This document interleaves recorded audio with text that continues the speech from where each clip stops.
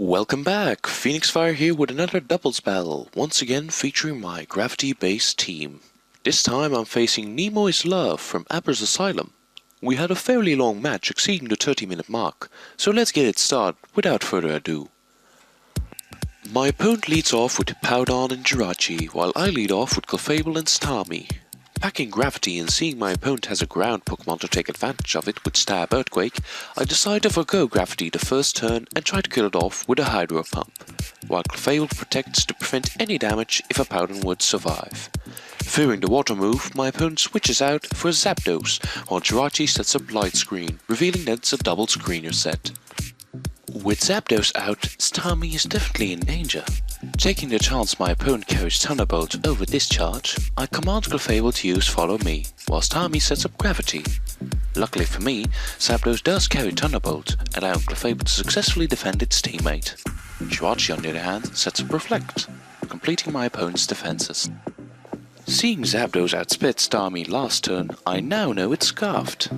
In order for Starmie to survive, I'm forced to use Follow Me with Clefable again, thus allowing Starmie to use Blizzard and take out Zapdos even with the Light Screen in place. As Jirachi has set up both screens, my opponent commands it to use U-turn, allowing it to retreat and giving his teammates the opportunity to take full advantage of the added defenses. With Zapdos down, the score is now 6 versus 5. As Nemo brings in Scizor on the U-turn, he decides to send in Jirachi again to replace his fallen Zapdos. Fearing U-turn from Jirachi would take out Clefable, thus permitting Scizor to hit Starmie for super effective damage and the Light Screen denying me a one-hit KO, I decide to recall it and send in Dusknoir. Unfortunately for me, my opponent goes for Wish and Sword Stance respectively, allowing him to get a decent advantage over me for the following turn. With Clefable using Fire Blast as a last-ditch effort, Scizor does survive thanks to the Light Screen. Not wanting Dusknoir to take a +2 stab ignition boost to Bullet Punch, I sacrifice Clefable by using Follow Me, thus giving the green light to Dusknoir to burn Scizor with Will-O-Wisp. As Bullet Punch eliminates Clefable, Nemo's Jirachi goes for U-turn to pass his wish. As he switches in Powdon, Dusknoir goes for Will-O-Wisp. Regrettably, my opponent Scizor does carry the Lumberry, leaving the burn undone. As the turn ends, the score evens out at 5 versus 5. With Scizor still at large, I send in Jirachi. Fearing Earthquake, I oblige it to protect itself, while Scizor goes for U-turn to dodge the Will-O-Wisp and send in his own Jirachi.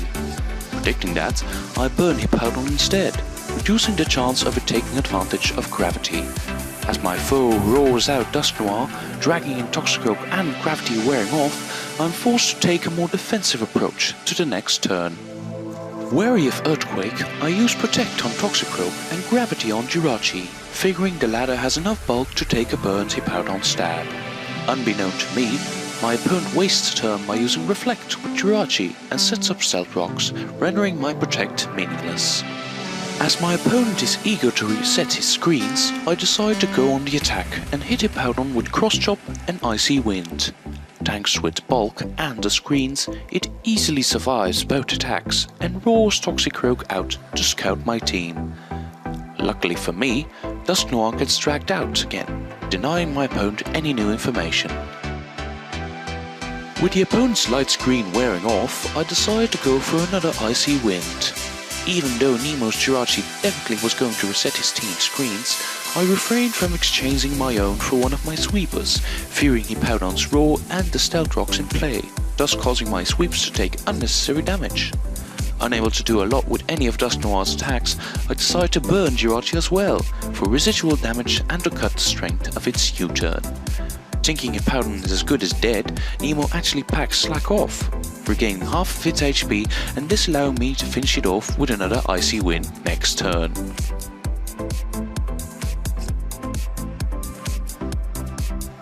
Unable to finish Jirachi and Hippowdon off due to the screens and their recovery moves with either of my Pokemon, I'm forced to recall Jirachi and switch in Toxicroak to cripple both with Taunt later. With my foe reinstating both screens, I decide to leave Dusknoir in, fearing Roar, and to slow down any possible switch-ins so that Toxicroak may outspeed them. As predicted, Hippowdon goes for Roar, forcing Dusknoir out in exchange for Jirachi.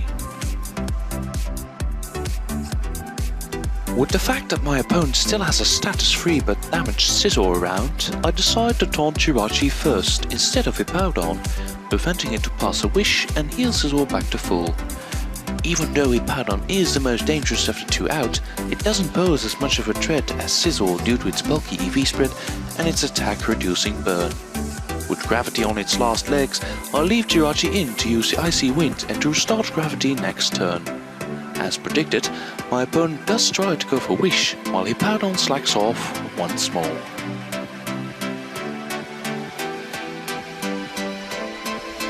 As Gravity dies down, Toxicroak taunts Hippowdon to cripple it, while Jirachi enables Gravity once more.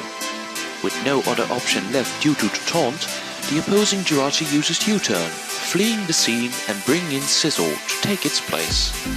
Seeing taunt coming, Hippowdon uses its last move, Earthquake, to evade taunt and deal little to moderate damage to all Pokemon on the field. Regardless of the fact that Toxicroak was able to survive the hit, it won't be able to live another turn due to Stealth Rocks or the Sandstorm damage. With that in mind, I leave it in as fodder. In the meantime, my opponent switches Hippowdon out and sends Jirachi back in. As Scissor finishes off Toxicroak with a Bullet Punch, my Jirachi goes for Thunder to deal as much damage as possible to Scissor. Although I do manage to get a paralysis off, the priority offered by Bullet Punch easily negates that obstacle. With Toxicroak down for the count, the score drops to 4 versus 5. To replace Toxicroak, I send in Dragonite. Packing Extreme Speed, I try to finish off Scissor with it, but despite being adamant and life-orbed, Reflect allows Scissor to live the hit and Bullet Punch Dragonite for massive damage. With the foe's Jirachi HP rather low, my opponent picks Wish to recover up, while Jirachi keeps hitting the opponent with Icy Wind. Even though it only inflicts a little bit of damage, it denies my opponent of switching in a faster Pokemon, as it will get slowed down to a point where my mediocre speed Pokemon can outrun and finish it off. Seeing how much Icy Wind did last turn, I'm going to try to finish it off with another one, while Dragonite protects itself, thus blocking Scissor's Bullet Punch and forgoing unnecessary Life Orb damage, especially in this raging Sandstorm. Horribly for me, Icy Wind isn't able to kill off Scissor, thus forcing me to use Extreme Speed with Dragonite next turn to finish it off and take even more residual damage. In the meantime, Nemo's Jirachi uses U-turn and passes its wish to Hippowdon, mending it back to full. As Extreme Speed finishes off Scissor, I'm positive Hippowdon will try to go for Roar on Dragonite, causing it to faint the next time it comes in due to Stealth Rocks or Earthquake outright. While Jirachi uses its only offensive move effective against ground types, Hippowdon actually roars out Jirachi, dragging out Starmie to threaten it directly. With Scissor down and Gravity returning to normal, the score currently stands at 4 versus 4. With the end of the match creeping closer, my opponent sends in Jirachi again. Fearing Dragonite's Dragon Rush would miss and Jirachi being able to outspeed if it has EVs invested in said stat, I try to finish it off with one last Extreme Speed. Unfortunately, Reflect once again gives my opponent enough bulk to survive, causing Dragonite to fall in vain. Eager to take out Hippowdon, Starmie uses Hydro Pump, which will easily KO as Light Screen is no longer in effect. Also crippled by the burn, Jirachi deals a brutal blow with U-turn, leaving Starmie hanging on with only a sliver of HP left. As Heatran switches in, Starmie succumbs to the Sandstorm. With knockouts on both sides of the field, the score plummets to 2 versus 3. Down to my last 2 fighters, my opponent sends in Jirachi once more. Fearing some type of fire move, I let Jirachi protect itself. As Nemo's Jirachi sets up a final Reflect before succumbing to the burn, the foe's Heatran goes for Toxic, revealing it to be a bulky stalling set. Even though Dusknoir is now crippled, it's able to set up Gravity for one final time. With Jirachi burned to cinders, the score is now at a critical 2 versus 2. While my opponent reveals his last Pokemon, a Starmie, I am definitely in for a climactic battle. As Dusknoir can't take a lot more punishment, I command it to use Shadow Sneak. But thanks to the foe's Reflect, Starmie is able to shake it off with relative ease. Baffled by Starmie's Surf, my opponent claimed he made a misclick and opted to go for Thunderbolt on Jirachi, as his Starmie is Specs. In retrospect, it definitely worked out for him, as he was able to deal a decent chunk of damage to Jirachi and eliminate Dusk Noir at the same time.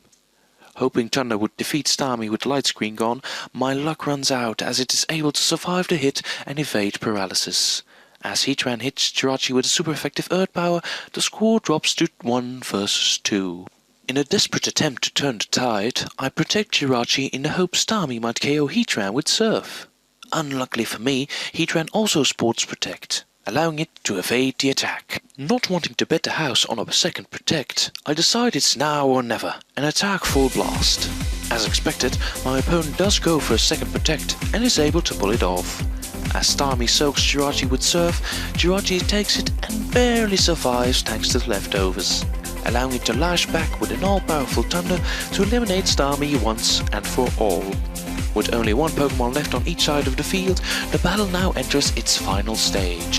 As Jirachi charges one final Thunder and strikes Heatran with all its might, Heatran is able to survive the hit. Even though paralysis takes effect, Heatran fires back with Earth Power, defeating Jirachi and ending the match in a 0 versus 1. That was the game for today. I hope you enjoyed it, and feel free to like, comment and subscribe if you're interested in seeing more. Until next time, FenixFire signing out.